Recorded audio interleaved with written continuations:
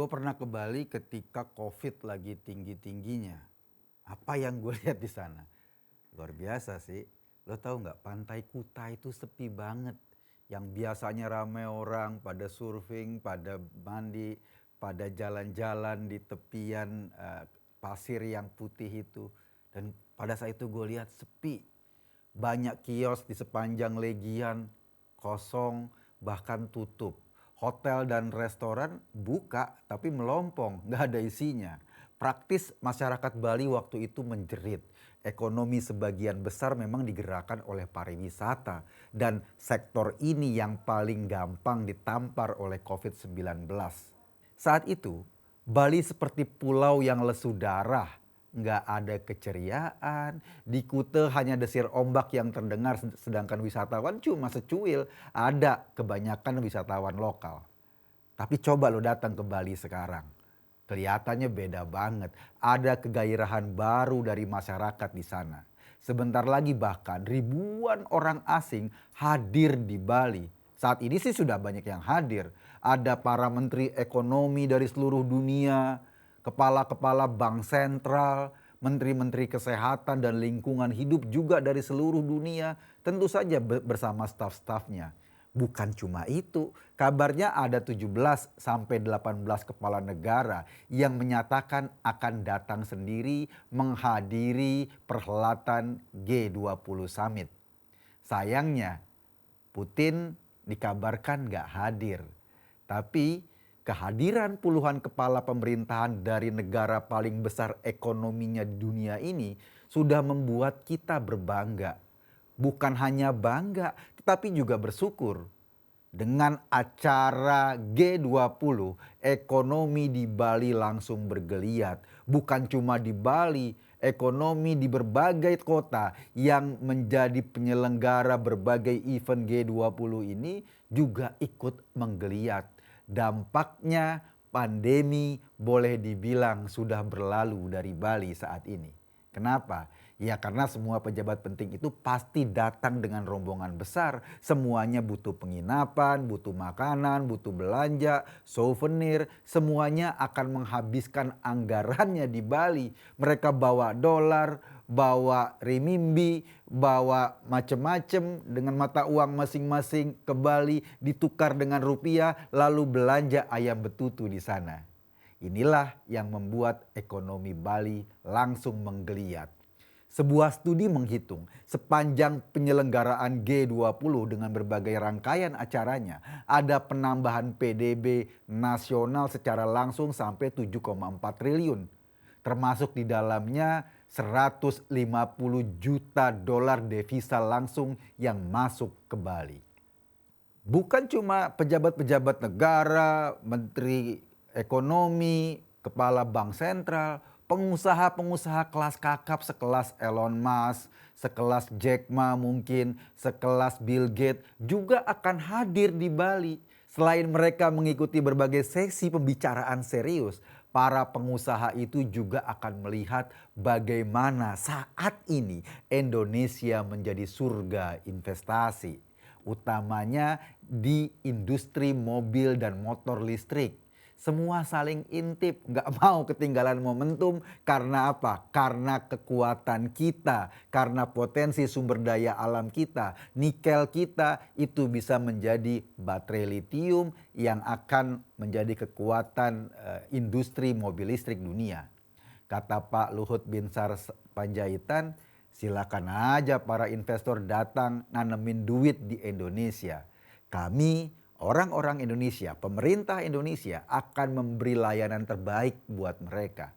Tapi syaratnya satu, jangan mendikte Indonesia. Jangan mencoba memonopoli Indonesia. Sebab kita, Indonesia, juga punya aturan dan cara sendiri mengurus kebijakan negara. Silakan taruh duit tapi jangan sok ngatur-ngatur. Gitulah kata Pak Luhut. Dalam event G20 ini sebetulnya ada 3 orang Indonesia yang sangat berperan dan perannya itu paling strategis, paling dibutuhkan. Yang pertama siapa lagi kalau bukan Presiden Jokowi. Sebagai komandan pasukan, ia ingin menjadikan kesempatan presidensi G20 ini sebagai panggung untuk menunjukkan pada dunia, ini loh wajah Indonesia. Inilah negara terbesar di Asia yang layak mendapat perhatian. Indonesia menyusun berbagai agenda penting untuk dibahas dan diakselerasi menjadi kesepakatan-kesepakatan global. Karena perhelatan G20 ini pada dasarnya adalah pembahasan kerjasama ekonomi. Orang kedua yang juga amat penting pada event ini adalah Sri Mulyani. Pembahasan mengenai isu ekonomi memang menjadi bagiannya. Misalnya bagaimana ekonomi digital ini bisa menjadi kekuatan baru dalam perkembangan ekonomi dunia. Pembahasan mengenai ekonomi pasca krisis juga akan menjadi porsi utama.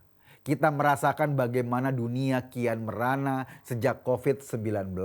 Belum lagi ditambah perang Rusia-Ukraina yang makin menambah beban ekonomi dunia.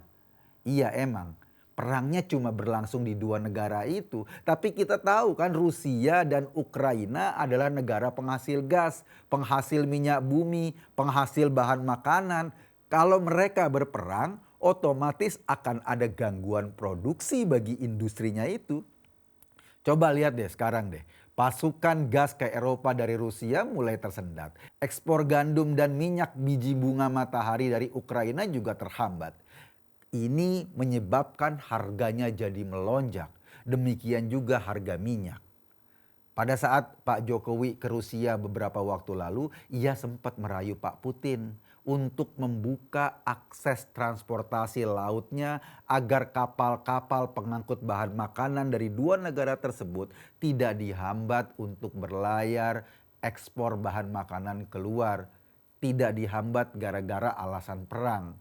Kalau terus dihambat, ini akan berdampak buruk bagi banyak negara yang pangannya bergantung dari hasil pertanian Rusia dan Ukraina. Syukurlah pada saat itu Putin mendengarkan permintaan Pak Jokowi dan akhirnya kesepakatan Laut Hitam dibuka untuk lalu lintas kargo, khususnya mengangkut bahan makanan. Tapi ya gimana ya, mereka lagi perang.